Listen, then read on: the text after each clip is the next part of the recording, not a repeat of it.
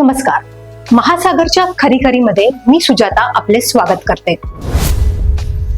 सध्या अनेक बोलघेवड्यांनी सर्व संकेत पायदळी उडवण्याचे ठरवलेले दिसते.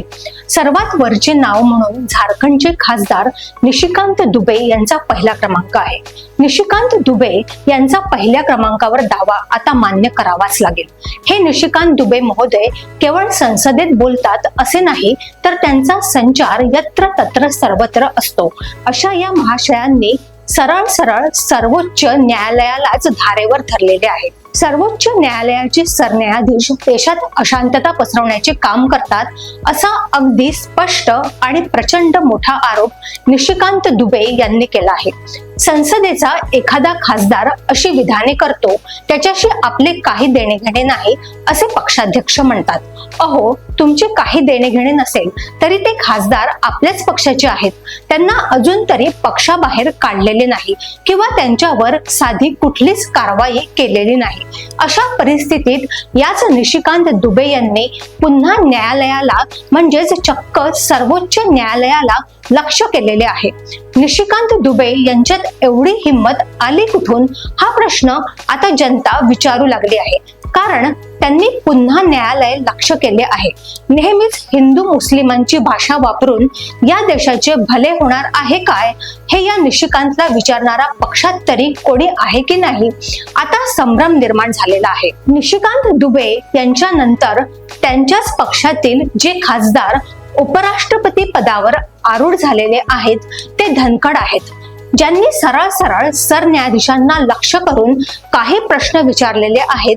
ते म्हणतात की देशात जो कायदा आहे त्याप्रमाणे संसदच सर्वोच्च आहे. त्याप्रमाणे मान्य करूनही सर्वात महत्वाची एक गोष्ट अधोरेखित केली पाहिजे, ती म्हणजे संसदेत जो कायदा पारित केला जातो तो संविधानाप्रमाणे आहे की नाही हे पडताळून पाहणे सर्वोच्च न्यायालयाचे कामच आहे. हे सुद्धा आताच्या सत्ताधाऱ्यांनीही हे मान्य केले पाहिजे. त्यामुळे जर वक्फचे विधेयक योग्य असेल आणि संविधानाप्रमाणे असेल तर सर्वोच्च न्यायालय विनाकारण अडथळे आणते असे म्हणता येईल. पण या प्रकरणी सध्या तरी सरकारचे सॉलिसिटर जनरल चक्क बॅकफुटवर आहेत. त्यांनी सरन्यायाधीशांनी विचारलेल्या प्रश्नांची उत्तरे देण्यासाठी अवधी हवा होता, तो सरन्यायाधीशांनी दिलेला आहे. आता हे सरन्यायाधीश निवृत्त झाल्यावर ही गोष्ट पटलावर यावी असा प्रयत्न सुरू असल्याचे म्हणतात. एकूणच निशिकांत दुबे यांच्याप्रमाणे अनेक दुबे सध्याच्या कालावधीत दुबे ऐवजी चौबे होण्याकरिता धडपडत आहेत. दुबे यांची दुबेगिरी त्याच गतीने मागील पानावरून पुढे चालू आहे. हे दुबे महाशय वाचाळ आहेत असे म्हणता येणार नाही, कारण क्रियेविण वाचाळता व्यर्थ आहे असे संत वचन आहे. त्यांनी म्हणजेच दुबे यांनी अजून तरी त्यांच्या वाणी विलासाशिवाय कोणतीही कृती केलेली दिसत नाही. जी गोष्ट उच्च पदस्थ बोलू शकत नाहीत ते बोलण्याची कामगिरी हे दुबेजी मोठ्या निष्ठेने पार पाडत आहेत असे राजकीय तज्ञांचे मत आहे. देशातील वातावरण भडकावण्याचे कार्य सर्वोच्च न्यायालय करते की हे दुबेजी करतात हा मुद्दा मात्र संशोधनाचाच विषय आहे. एकूणच दुबेजींच्या बहादुरीला नमनच केले पाहिजे, कारण अजून त्यांच्या विरुद्ध कोर्टानेही कारवाई करण्याची हिंमत दाखवलेली नाही.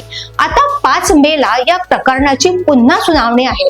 या सुनावणीत सरन्यायाधीश काही आदेश पारित करतात की आपले सरकारचे सॉलिसिटर जनरल पुन्हा नवा मुद्दा उकरून नवीन तारीख मागतात, हेच आपल्याला पाहायचे आहे. तोपर्यंत गप्प राहणेच बरे आहे. अशाच घडामोडींसाठी बघत रहा महासागर. अजूनही तुम्ही आमच्या चॅनलला सबस्क्राईब केलं नसेल तर लगेच सबस्क्राईब करा, लाईक करा, शेअर करा आणि बघत रहा महासागर. नमस्कार.